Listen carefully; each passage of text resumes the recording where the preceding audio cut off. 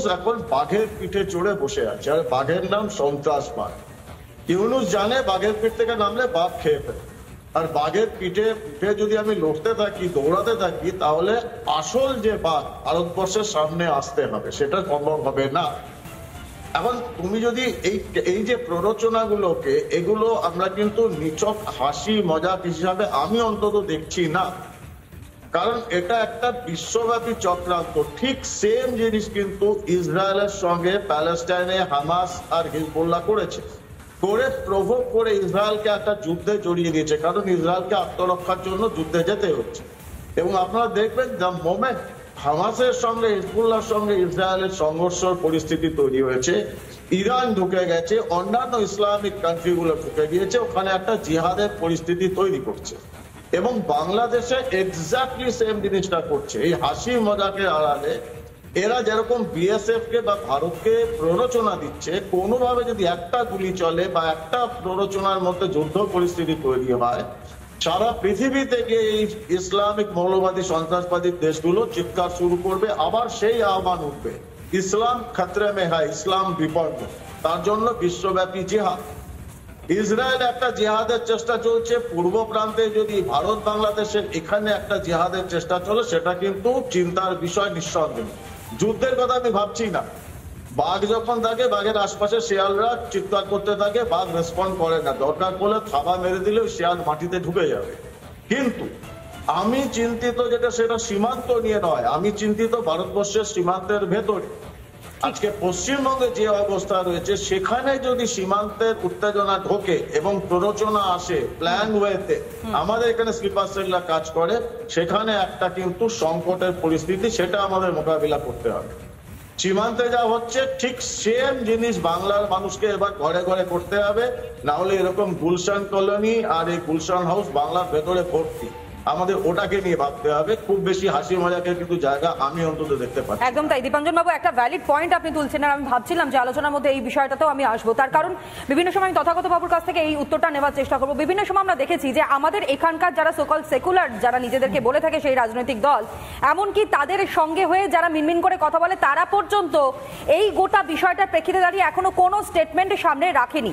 আমার কাছে স্পষ্ট প্রশ্ন, বিএসএফ এর ওপর যেভাবে চড়াও হচ্ছে এই সকল চোরগুলো, অর্থাৎ বাংলাদেশের ইউনূসের পাঠানো চোরেরা, এই ছবি দেখবার পরও কেন এখনো পর্যন্ত আমাদের রাজ্যের রাজনৈতিক দলের যারা বুদ্ধিসম্পন্ন সুনাগরিক নেতারা, তারা এখনো কেন চুপ?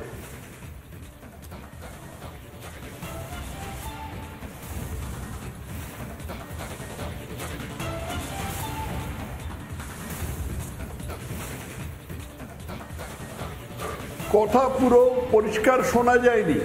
আমি যেটুকু বুঝতে পারছি সেটা হলো, বলুন। হ্যাঁ,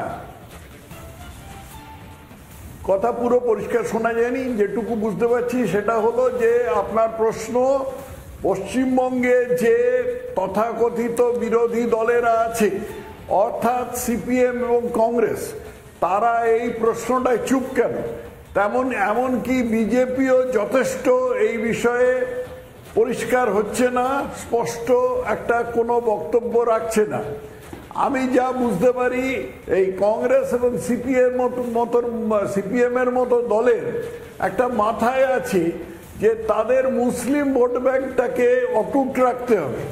এমনিতে তারা মুসলিমদের ভোট পায় না, মুসলিমরা সবাই জোট বেঁধে তৃণমূলকে ভোট দেয়, কিন্তু খুড়োর কলের মতো তারা এই মুসলিম ভোট ব্যাংকের পেছনে দৌড়চ্ছে, এবং সেই মুসলিম ভোট ব্যাংকের জন্য তারা মনে করছে যে বাংলাদেশের বিরুদ্ধে যদি কিছু বলি তাহলে মুসলিম জনমত আমাদের বিরুদ্ধে চলে যেতে পারে। আরে আছেই তো বিরুদ্ধে, আবার চলে যাবে কি? কিন্তু সেই ওই খুড়োর কল যে আশা ছাড়ছে না। তো এই পরিস্থিতিতে তারা চেষ্টা করবে একটা চুপচাপ থাকতে বা একটা বৃত্তমূলক অ্যাম্বিগুয়াস অবস্থান নিতে, ঠিক যাতে করে সাপও মরে লাঠিও না ভাঙে, এরকম গোছের একটা। এছাড়া পশ্চিমবঙ্গের যেই কংগ্রেস এবং সিপিএম এর মতো দল, তাদের কোনো অবস্থানের কারণ আমি দেখতে পাচ্ছি না। বিজেপির একটা সমস্যা আছে, বিজেপি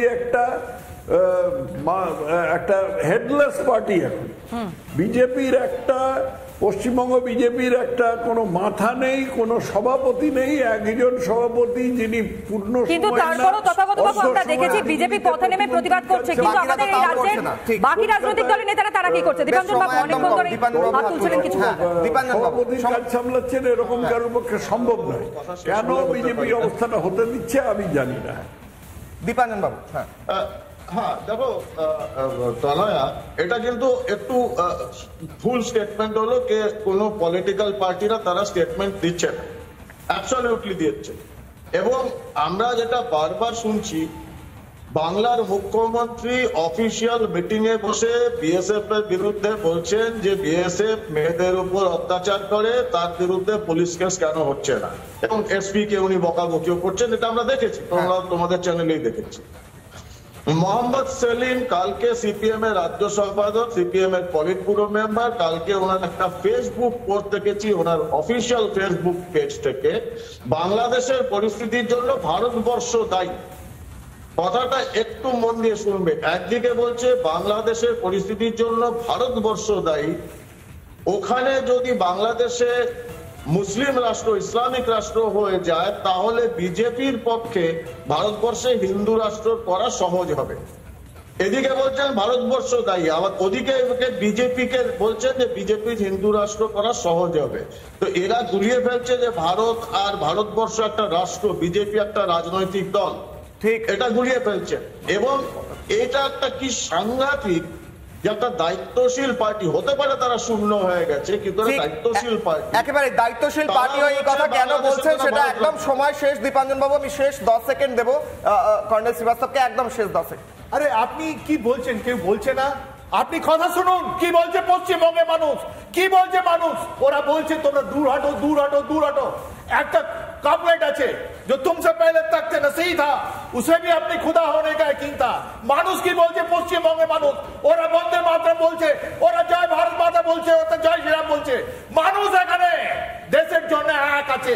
ওই কথা যদি পলিটিক্যাল পার্টি না শুনে, এদের ওদের ভবিষ্যৎ, ভারতীয় সেনার সঙ্গে দাঁড়িয়ে রয়েছে রিপাবলিক, ভারতীয় নাগরিকের সঙ্গে দাঁড়িয়ে রয়েছে রিপাবলিক, দেশের হয়ে বারংবার সোচ্চার হয়েছে রিপাবলিক এবং ভবিষ্যতেও হবে।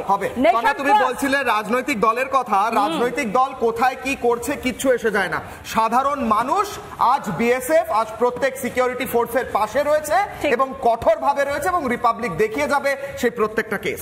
একদমই। আজকের মতন আমাদের এই অনুষ্ঠান এখানে শেষ করতে হচ্ছে। উপস্থিত যারা ছিলেন অতিথিরা প্রত্যেককে ধন্যবাদ জানাই, এবং এরই সঙ্গে কিশলয় আজকের মতন এখানে আমরা অনুষ্ঠান শেষ করলো। প্রত্যেকটা মুহূর্তের আপডেটগুলো কিন্তু দিনভর আমরা তুলে ধরবো সবার প্রথম, একেবারে সুপার এক্সক্লুসিভ ভাবে। একেবারে আজকে এই পর্যন্তই। ছোট্ট বিরতির পর ফিরছি, দেখতে থাকুন রিপাবলিক বাংলা।